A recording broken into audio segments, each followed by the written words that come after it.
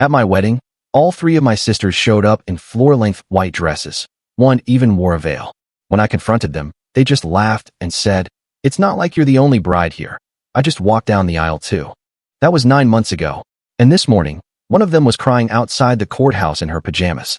In my family's culture, there was always an unstated contest among the daughters to see who would marry first.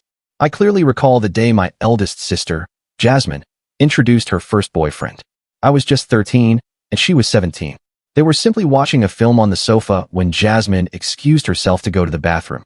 Almost instantly after she left, Isla, my second oldest of three sisters, settled down right next to him. Their arms were practically touching. Your hair is so wonderfully curly," she commented, playfully twirling his hair with her finger. At the moment, I just thought she was being friendly. But then, her legs were suddenly draped across his lap, and their faces were mere inches apart. Fortunately, Jasmine returned before anything else occurred, and they ended up breaking up. That was my early glimpse into what dating would be like within my family. So, when I met my first boyfriend, Daniel, at 18, I didn't announce our relationship until he proposed to me at 21. My parents leaped up, cheering. My father was practically weeping with joy, especially when I told them Daniel shared our cultural background. I glanced over at my sisters, anticipating a confrontation, but instead, a smile graced each of their faces. "We are so genuinely happy for you," Jasmine exclaimed. Looking back, I should have realized it was a facade, but my heart was overflowing with such warmth that I couldn't dwell on anything else. The months leading up to my wedding were delightful. Daniel began taking lessons 3 days a week to master my family's dialect, intending to surprise them with a toast at the reception. When I sought his opinion on minor details like flower varieties or napkin colors, he actually provided thoughtful input. I knew we were destined to be together. Yet, the true challenge emerged on our wedding day. I shared photos of my wedding dress with all my friends and family, including my sisters. I'm still not entirely sure why. Perhaps I was a little insecure, or perhaps I simply wanted to ensure my wedding was flawless. Regardless, everyone adored it, and my phone was flooded with compliments. So, in the bridal suite, everyone was twirling me around, telling me how beautiful I was. But one crucial element was missing.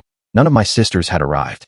A profound sadness settled in my heart, one I couldn't seem to shake. Couldn't they have set their competitiveness aside for just one day for me? I knew if I considered it any longer, I'd start crying, so I pushed it aside and focused on walking down the aisle. Daniel was about to utter, "I do," when the church doors swung open. It was my three sisters. The entire audience turned and gasped, because not only were they late, but all three were wearing floor-length white dresses. Jasmine even had a veil, and each of them wore a smug smirk.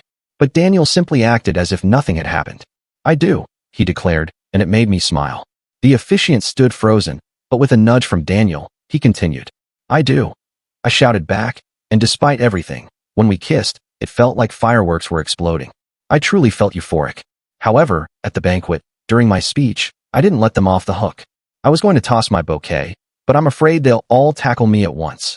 This elicited a few laughs, and I even saw Isla crack a smile. My other two sisters just sat there, fuming, especially when Daniel began his speech in our dialect. Meanwhile, my father was beaming so widely I thought his cheekbones would melt off his face. I knew they intended to ruin my day, but why would I be upset simply because some women I grew up with were envious of my relationship? Anyway, the rest of the wedding unfolded even better than planned, and I believed the worst was behind us. But my sisters weren't letting it go.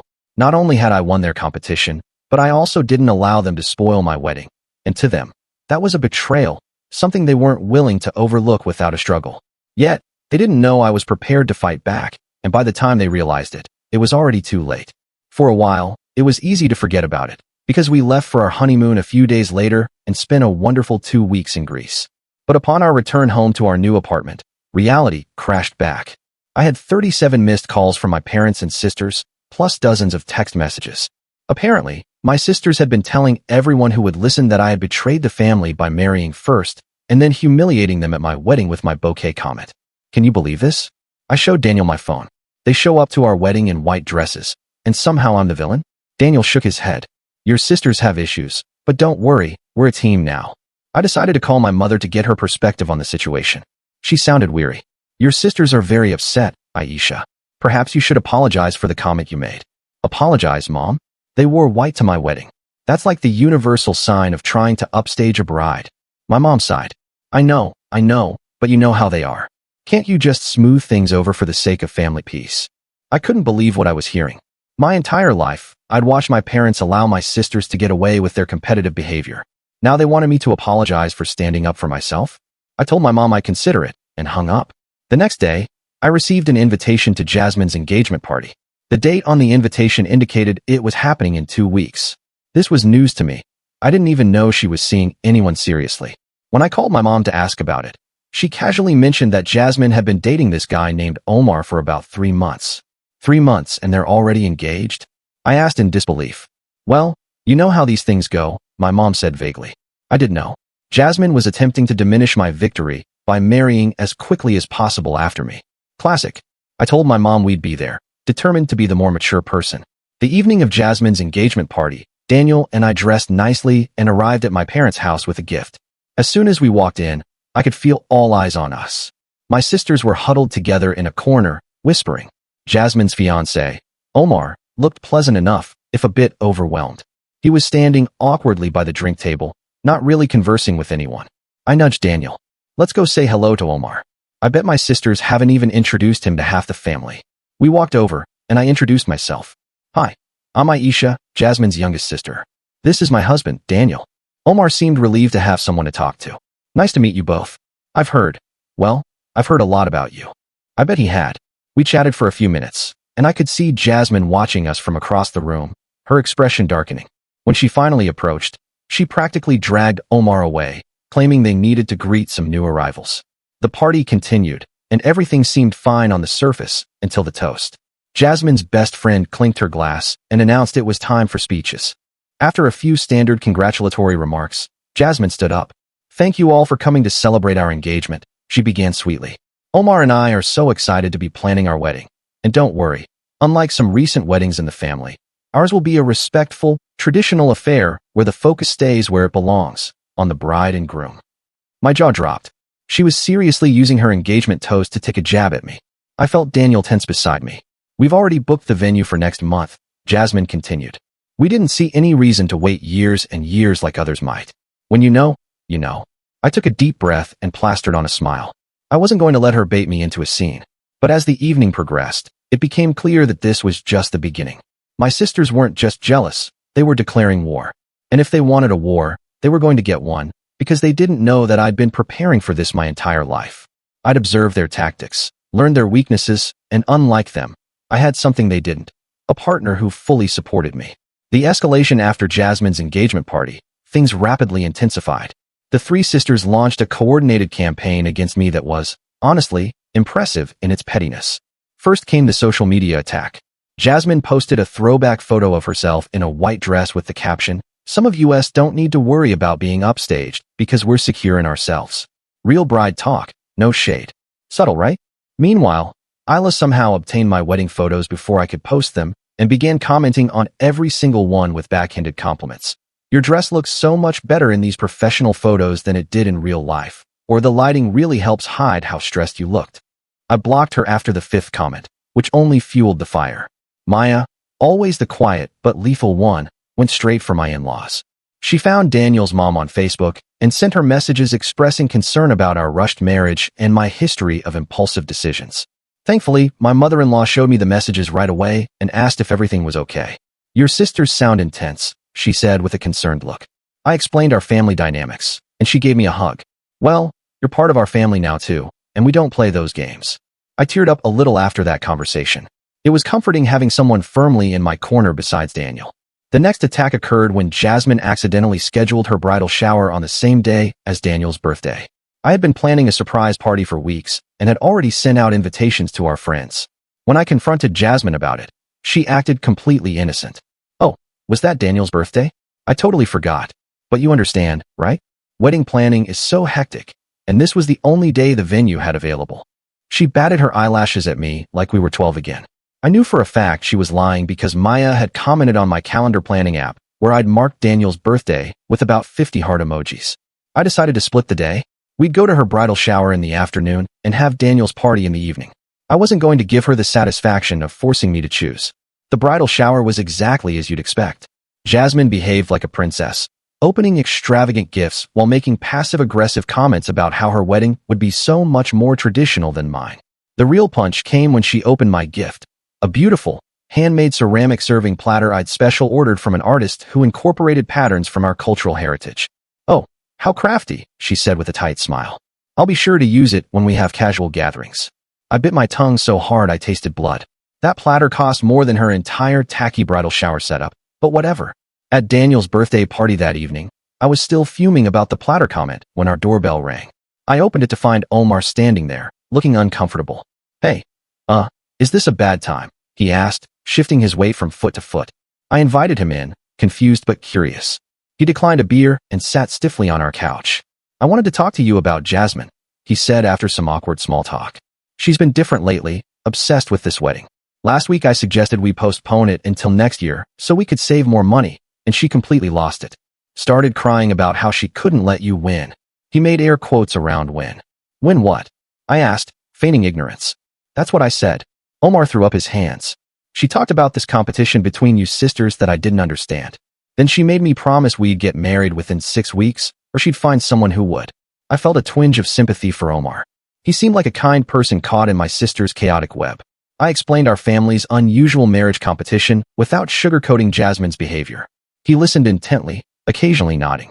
"That explains a lot," he said when I finished. "I really do love Jasmine, but this side of her scares me a little." I suggested he talk to her honestly about his concerns.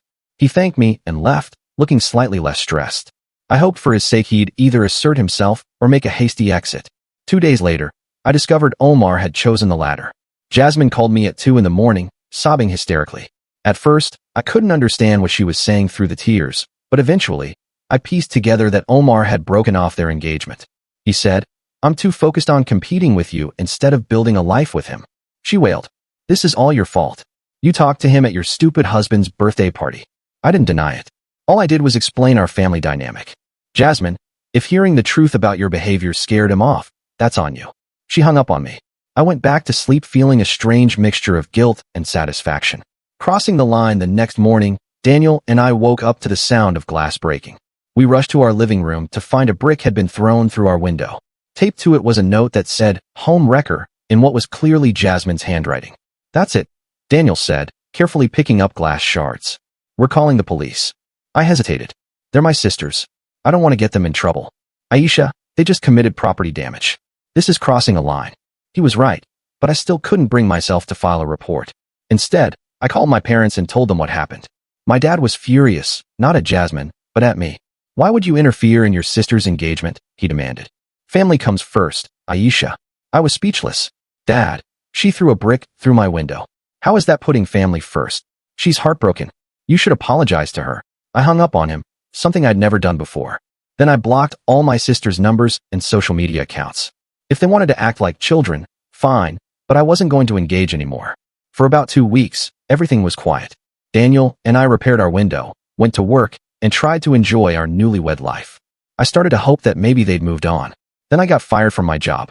My boss called me into her office on a Friday afternoon and slid a stack of papers across her desk. "Can you explain these, Aisha?" They were screenshots of emails, supposedly sent from my work account to our biggest client, bad-mouthing their products and revealing confidential pricing information from our competitors. I was horrified. I didn't send these. Someone must have hacked my account. My boss gave me a sad look.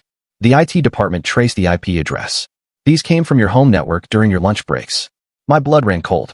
I'd been working from home 3 days a week, and our Wi-Fi password was embarrassingly simple: Daniel's name and my birth year. Any of my sisters could have guessed it. Despite my protests and Daniel's insistence that I'd been with him during some of those lunch breaks, the company couldn't risk keeping me. I was escorted out with my personal belongings in a cardboard box, like a cliché. In the parking lot, I broke down crying. Daniel came to pick me up, and I showed him the emails. "This has Isla written all over it," I said between sobs. "She majored in computer science. She'd know how to do this." Daniel was furious. "This isn't a stupid prank anymore. This is sabotage. They're trying to ruin your life because you got married first.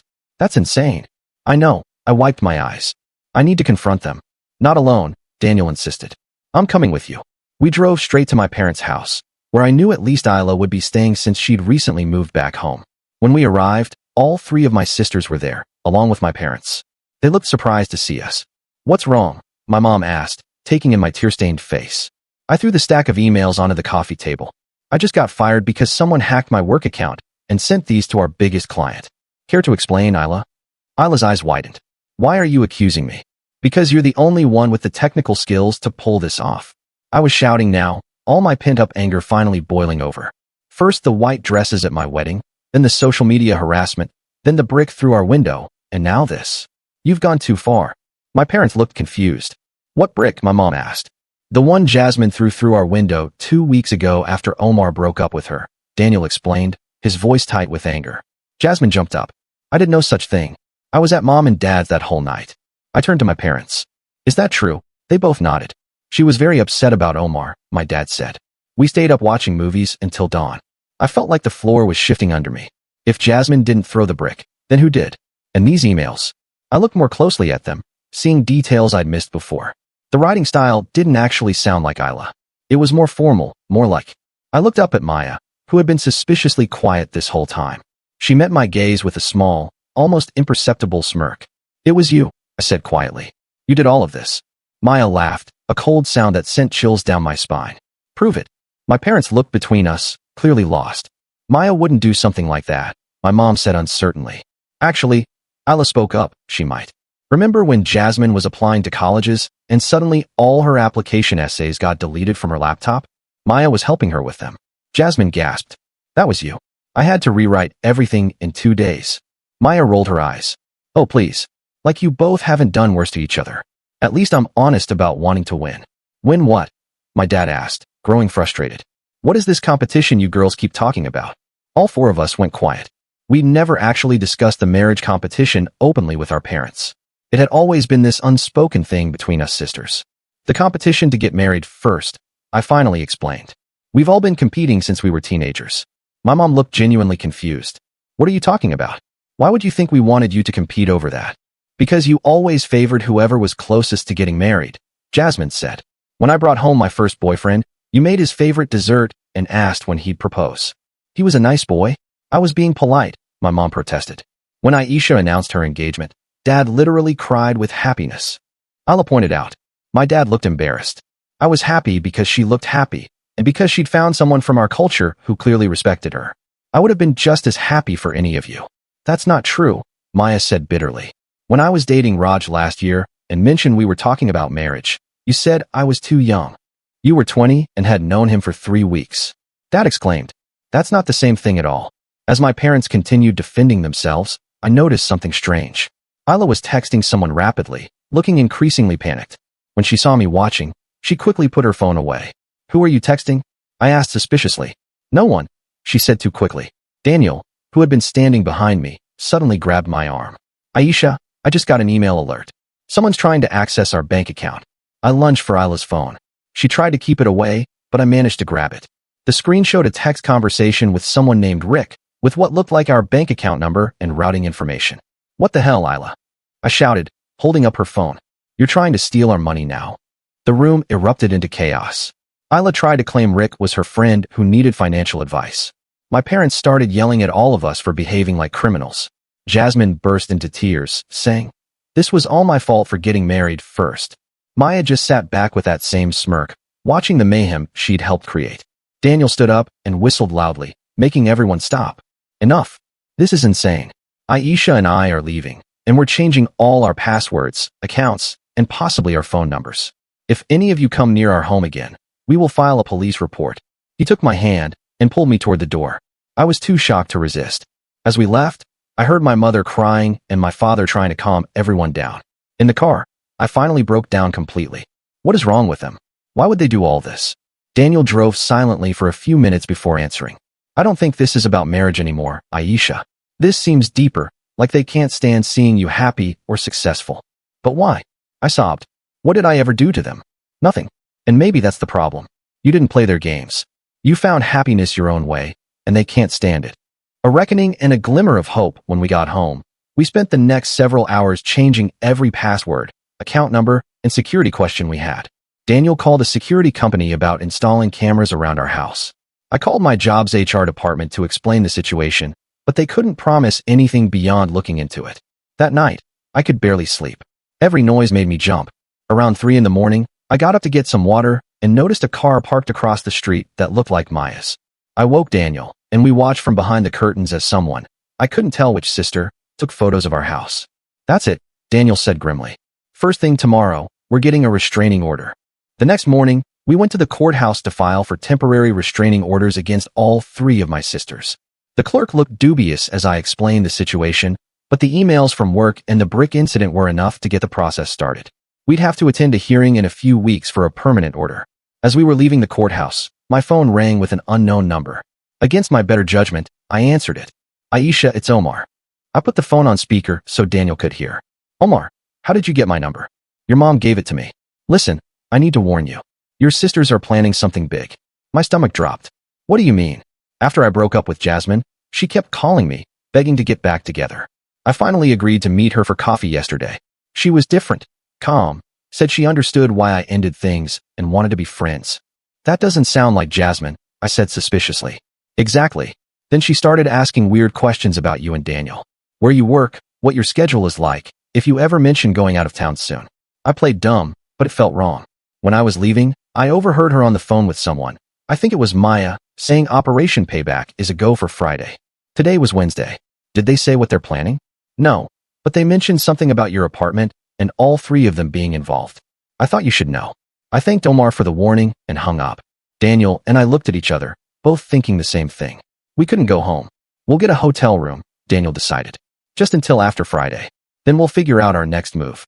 We checked into a hotel under Daniel's parents' name, just in case my sisters somehow tracked us down. I called in sick to my new temporary job, and Daniel worked remotely. We were essentially hiding, and I hated it. We can't live like this, I told Daniel on Thursday night. We need to end this once and for all. How? He asked reasonably. They're not listening to reason. I thought for a moment. We need to catch them in the act. Whatever they're planning for tomorrow, we need to be ready. We came up with a plan. First, Daniel called his friend Robert, who worked in security, to borrow some equipment. Then, we announced loudly on all our social media accounts that we were going to a concert Friday night and wouldn't be home until late. We even bought tickets online to make it convincing. Friday evening, we parked a few blocks from our apartment and walked back cautiously. Robert had helped us set up hidden cameras inside our apartment that morning, connected to a live stream we could watch from Daniel's laptop. We stationed ourselves in a coffee shop across the street with a clear view of our front door. Around 8 in the evening, a car pulled up in front of our building. All 3 of my sisters got out, looking around suspiciously before heading inside. They had a key, probably a copy they'd made when visiting us previously. We watched on the laptop as they entered our apartment. Jasmine was carrying a large bag, which she immediately opened to reveal several bottles of bleach, scissors, and what looked like spray paint. Are they seriously going to destroy our stuff? I whispered, horrified. Isla pulled out her phone and appeared to be looking for something. According to Find My Phone, they're definitely at the concert, she said. We have at least 3 hours. Maya started in the bedroom, opening our closet and pulling out clothes. She began cutting up Daniel's suits and my dresses with the scissors, a gleeful expression on her face. That's my wedding dress. I gasped as she held up the white gown I preserved so carefully. Jasmine took the bleach to our bathroom, pouring it over our towels and toiletries. Isla went to work on our electronics, apparently trying to hack into our laptop. I'd seen enough. I called the police, explained the situation, and told them we had video evidence of a break-in in progress. Then Daniel and I raced across the street. We didn't confront them directly. The police had advised against that. But we waited outside our door until we heard sirens. The look on my sisters' faces when the police officers escorted them out in handcuffs was something I'll never forget. A mix of shock, anger, and finally shame. They hadn't expected to get caught, and they certainly hadn't expected consequences. You set us up, Jasmine accused as she was led past me. You broke into our home to destroy our belongings. I replied calmly. What did you expect would happen? The police took our statements and the video evidence. My sisters were taken to the station and charged with breaking and entering, vandalism, and destruction of property. They were released on bail the next day, but the damage was done. They now had criminal charges hanging over them, and the restraining order was practically guaranteed. My parents called me, devastated by what had happened. They'd had no idea how far my sisters were willing to go. We never meant to create this competition between you girls, my mom said tearfully. We just wanted you all to find happiness. I know, Mom. And I did. I knew my parents weren't perfect, but they hadn't intentionally fostered this toxic rivalry. That had been something my sisters and I created and fed over the years. The aftermath was messy. My sisters were ordered to pay for the damages to our apartment and were given community service. The restraining orders were granted, keeping them at least 500 feet away from us, our home, and our workplaces. My former company investigated the email hacking and eventually cleared my name, though they didn't offer my job back. Most importantly, the experience forced a painful but necessary family reckoning. My parents finally acknowledged the unhealthy dynamics they'd allowed to develop. They insisted on family therapy, separate from me at first due to the restraining orders, to address the deep-seated issues between my sisters. Moving forward about 6 months after the break-in incident, my mom called to ask if I would consider meeting with Jasmine. She had apparently been making real progress in therapy and wanted to apologize in person. I don't know, Mom, I said hesitantly. A lot of damage has been done. I understand, but she's really trying, Aisha. We all are. I discussed it with Daniel, who was understandably wary. I'll go with you, he offered. Somewhere public, with witnesses. We arranged to meet Jasmine at a cafe downtown. When she arrived, I almost didn't recognize her. She looked smaller somehow, less confident than the sister who had tormented me for years. Thank you for meeting me, she said, sitting down across from us. She looked at Daniel. Both of you. I nodded stiffly, waiting. I've been seeing a therapist, Jasmine began. Turns out, I have some serious issues with competition and validation. I've been defining my worth by beating others, especially you, Aisha, for so long that I didn't know who I was without that framework. That doesn't excuse what you did, Daniel said firmly. No, it doesn't, Jasmine agreed. Nothing excuses it. I'm truly sorry for everything. The wedding dresses, the harassment, the break-in. I was so consumed with jealousy that I became someone I don't recognize or like. I studied her face, looking for signs of deception, but all I saw was exhaustion and regret. What about Isla and Maya? I asked. Jasmine sighed. Maya's still angry, still blaming you. Isla is somewhere in the middle. She knows we were wrong, but isn't ready to admit it yet. They didn't want me to meet with you, and yet here you are, I pointed out. I need to fix what I can, even if they're not ready. We talked for another hour. It wasn't exactly a reconciliation, but it was a start. Jasmine didn't ask me to drop the restraining order or the charges, which impressed me. She seemed genuinely focused on her own healing rather than escaping consequences. As we were leaving, Jasmine handed me an envelope. It's not much, but I want you to have this. Inside was a check for her share of the damages to our apartment and a gift certificate for a weekend getaway at a nice hotel for Daniel and me, she explained, to make up for some of the stress we caused. I didn't know what to say, so I just nodded and put the envelope in my purse. Daniel and I walked to our car in silence. What do you think? He finally asked as we drove home. I think she might actually be sorry, I said slowly. But I'm not ready to forgive her yet, and I'm definitely not ready to let any of them back into our lives. Daniel reached over and squeezed my hand. That's fair. This is a marathon, not a sprint. That conversation with Jasmine left me with mixed feelings. On one hand, I wanted to believe she was genuinely sorry. On the other hand, my sisters had proven they were master manipulators.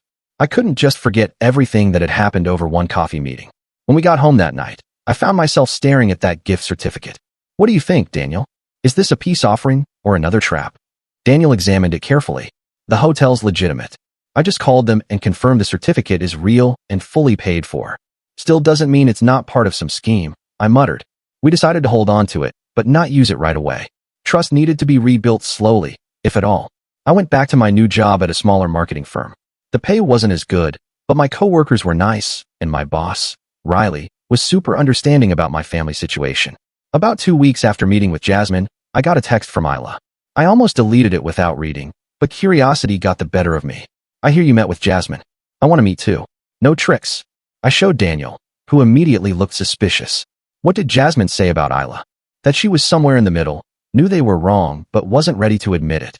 We debated for days about whether I should meet her.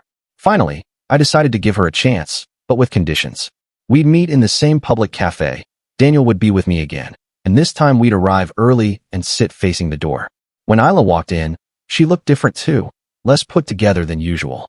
Her hair was in a simple ponytail instead of her usual elaborate style. She spotted us and came over hesitantly. Thanks for agreeing to see me, she said, sitting down. I nodded but didn't say anything. Daniel cleared his throat in the awkward silence. Isla fidgeted with her napkin. So, I've been thinking a lot about everything that happened. The therapist Mom and Dad found for us is pretty good. She's making us examine our behavior patterns. And, I prompted when she paused.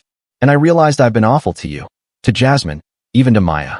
I've been competing and sabotaging and lying for so long that it became normal. She looked up at me. I'm sorry, Aisha, for all of it. Her apologies seemed genuine, but I remembered how convincing they all could be. What about the bank account thing? You were literally trying to steal from us. Isla winced. That was Maya's idea, but I went along with it. Rick isn't even a real person. It was Maya using a burner phone. We were desperate after you got the restraining orders. We thought if we could mess with your finances, you'd have to drop the charges. That's messed up, Daniel said flatly. I know. That's why I'm telling you now. Complete honesty, Isla insisted. I don't expect you to forgive me right away. I just want a chance to prove I can change. I studied her face. What about Maya? Is she still plotting against us? Isla hesitated. Maya's complicated. She's angry at everyone right now. She blames me and Jasmine for getting caught, you for pressing charges, and our parents for taking your side. She moved out of the house last week. That was concerning. And isolated, angry Maya sounded dangerous. Has she talked about getting back at us? Not to me. We're not really speaking. Isla bit her lip. But I'd be careful if I were you. Maya always was the most stubborn. After our meeting with Isla, I felt cautiously optimistic. 2 out of 3 sisters showing remorse was progress. But Maya's radio silence worried me. Daniel and I stayed vigilant, regularly checking our accounts and keeping our security system armed. Then, about a month after meeting Isla, I ran into my dad at the grocery store. It was a complete coincidence. I was picking up ingredients for dinner, and there he was in the produce section, looking lost. Dad, I said, surprised to see him shopping alone. My mom usually did all the grocery shopping. He turned, and his face lit up. Aisha. Oh, it's good to see you. We stood there awkwardly for a moment before he asked if I had time for a coffee at the store's small cafe. I agreed, curious about what he wanted to say. Once we sat down, my dad looked at me seriously. Your mother and I have been doing a lot of reflecting. We failed you girls in many ways. I was shocked. My dad had never been the type to admit mistakes. We should have noticed the competition between you 4 and stopped it. Instead, we encouraged it without realizing. He stirred his coffee slowly. Did you know your mother and I both come from families where siblings barely speak to each other? We thought we were doing better by having you girls be involved in each other's lives. We never imagined it would become so toxic. It's not entirely your fault, Dad, I said, feeling a strange urge to comfort him despite everything. We made our own choices. But we set the stage. He reached across the table and squeezed my hand. I'm proud of you, Aisha. Not because you got married first or any nonsense like that. I'm proud of how you've handled this whole mess with dignity. I felt tears prick my eyes. This was all I'd ever wanted. My parents' approval that wasn't tied to some competition. How's Maya? I asked, changing the subject before I got too emotional in the middle of a grocery store. My dad's face fell. Not good. She refuses therapy. Won't talk to your mother or me except to demand money. She lost her job last month. What happened? She showed up drunk to an important client meeting. When her boss called her out, she threw a stapler at him. That sounded like Maya, impulsive and violent when cornered. Is she getting help? We're trying, but she won't listen. He looked exhausted. Your mother and I are at our wits' end. I felt a mix of emotions, concern for my parents, fear of what Maya might do next, and a strange sort of relief that I wasn't responsible for fixing this. Just be careful, my dad warned. Maya is still very angry. She blames you for everything that's gone wrong in her life. After meeting my dad, I called Jasmine and Isla to warn them about Maya. We weren't exactly friends again, but we'd reached a point where we could communicate about serious issues. They both promised to keep an eye out and let me know if Maya contacted them with any concerning plans. A week later, Daniel and I finally decided to use Jasmine's gift certificate. We figured a weekend away would do us good after all the stress. The hotel was about 2 hours outside the city, nestled in the mountains with hiking trails and a spa. We arrived Friday evening and checked into our room, which was gorgeous. King bed, jacuzzi tub, balcony with mountain views. For the first time in months, I felt my guard start to come down. That night, we had dinner at the hotel restaurant and then relaxed in the hot tub on our balcony. I was just starting to think maybe we could put all the drama behind us when my phone buzzed with a text from an unknown number. Enjoying your stay? The mountains are so peaceful this time of year. My blood ran cold. I showed Daniel the text. It could be the hotel, he said, but he didn't sound convinced. I called the front desk. Has anyone asked about our room or our stay recently? No, ma'am, the receptionist replied. Is something wrong? I hung up and tried to calm my racing heart. It has to be Maya, but how did she know we're here? The gift certificate, Daniel realized. Jasmine must have told her about it. I immediately called Jasmine, who sounded genuinely shocked.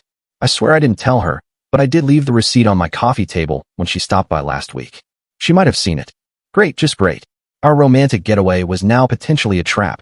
I texted back the unknown number, Who is this? The reply came quickly. Just a concerned sister wondering why you're using blood money to fund your vacation. Definitely Maya. I showed Daniel, who immediately started packing our bags.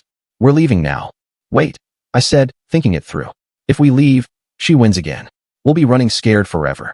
Aisha, she tracked us to a hotel 2 hours away from home. This isn't about winning, it's about safety. I knew he was right, but I was so tired of letting my sisters control my life. What if we call hotel security? Have them keep an eye out for her.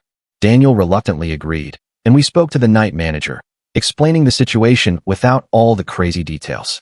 He promised to alert security and have them patrol our floor regularly. We tried to salvage our evening, but the relaxed mood was gone. Every noise in the hallway made us jump. Around midnight, we finally fell into an uneasy sleep. I woke to the sound of our hotel door opening. For a second, I thought I was dreaming. Then I saw a figure silhouetted in the doorway. Daniel was still asleep beside me.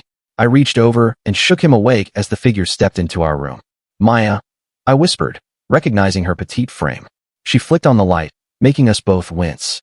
Surprise, she said flatly. Daniel sat up. How did you get in here? Told the front desk I was your sister and had lost my key. She shrugged, which is technically true. I noticed she was holding something behind her back. My heart raced. What do you want, Maya? Just to talk. She pulled out what she was hiding, a bottle of expensive champagne. And maybe celebrate. Daniel and I exchanged confused glances. This wasn't what we expected. Maya set the champagne down and sat in the chair by the window. Don't worry, it's not poisoned. I'm not actually insane, despite what everyone seems to think. Breaking into our hotel room in the middle of the night seems pretty insane, Daniel pointed out. Maya ignored him, focusing on me. I got a job offer in London. I start next month. I blinked, trying to process this information. That's good. It's great, actually. Away from all of you and your drama. She smiled, but it didn't reach her eyes. But before I go, I wanted to clear the air. I sat up fully, pulling the covers around me. I'm listening. I was jealous of you, Maya said bluntly. Always have been. You're the baby of the family, everyone's favorite. You got away with everything while we had to follow all the rules. I started to protest, but she held up her hand. Let me finish. When you got engaged, it was like the final proof that you were better than all of us. Daniel loved you enough to marry you, while none of us could even keep a boyfriend longer than a few months. Daniel shifted uncomfortably beside me. Maya continued. So yes, I tried to ruin your wedding. I tried to get you fired. I suggested we break into your apartment. I wanted to hurt you like I felt hurt. Her honesty was startling. And now? I asked cautiously. Now I'm tired. She sighed. Therapy isn't my thing, but distance might be. London is far enough that maybe I can stop comparing myself to you three and figure out who I am without the competition. I didn't know what to say. This wasn't an apology exactly, but it was more self-awareness than I'd ever seen from Maya.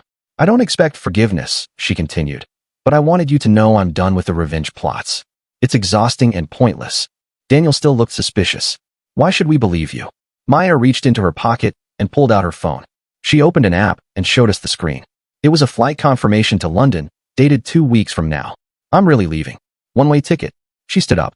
That's all I wanted to say. Enjoy your champagne. It's actually really good. She walked to the door, then paused. For what it's worth, I am sorry about the brick. That was taking things too far. And then she was gone, leaving Daniel and I staring at each other in confusion, and the champagne sitting unopened on the table. We didn't sleep much after Maya's visit. In the morning, we debated whether to cut our trip short, but ultimately decided to stay. Maya's strange midnight confession seemed genuine, and honestly, I was tired of letting my sisters ruin things for us. The rest of the weekend actually turned out nicely. We hiked, got couples massages, and even opened Maya's champagne after Daniel insisted on buying a testing kit from a nearby pharmacy, just to be safe. It was fine. When we returned home, I had messages from both Jasmine and Isla. They'd heard from our parents that Maya was moving to London and wanted to know if I knew anything about it. I told them about her surprise hotel visit. That sounds like Maya, Jasmine said when I called her. Dramatic entrance, cryptic conversation, mysterious exit. Do you think she's really done with all the revenge stuff? I asked. I hope so, for all our sakes. Over the next 2 weeks, things settled into a new normal. I met with my parents for dinner once without my sisters. It was awkward but nice. My dad asked about Daniel's work, and my mom showed genuine interest in my new job. No one mentioned marriage or competition or which daughter was doing what. Maya left for London without any more dramatic gestures, according to our parents. She seemed excited about her fresh start. Jasmine started dating again, a nice guy named Charles who seemed completely unaware of our family drama. Isla went back to school to finish her degree. As for Daniel and me, we decided to move, not because we were scared anymore, but because we wanted a fresh start too. We found a cute house in a neighborhood across town with a small yard for the dog we'd been talking about adopting. On moving day, I was surprised to see Jasmine and Isla show up with coffee and donuts. Need any help? Jasmine asked tentatively. Daniel looked at me, leaving the decision up to me. I hesitated, then nodded. Sure, there are some boxes in the kitchen that need to go out to the truck. We worked together for a few hours, an awkward but functional team. During a break, Isla sat next to me on the front steps of our old apartment. I like the new place, she said. It suits you. Thanks, I sipped my coffee. It's weird, isn't it? All of us being normal. She laughed. Super weird, but kind of nice too. It wasn't perfect. I still had moments of doubt, still checked over my shoulder sometimes. The restraining orders were still technically in effect, though I hadn't mentioned that when they offered to help. Trust would take time to rebuild. But as I watched Daniel joking with Jasmine about how many books I owned while loading them into the truck, I felt something I hadn't felt in a long time. Hope. Not just for my marriage or my career, but for my family. That night, in our new house, surrounded by boxes, Daniel and I toasted with the last of Maya's champagne. To new beginnings, he said. And to winning the only competition that matters, I added. Finding happiness on our own terms. I still didn't trust my sisters entirely. Maybe I never would. But I was done letting their issues define my life. I'd won by refusing to play their game, and that was enough for me.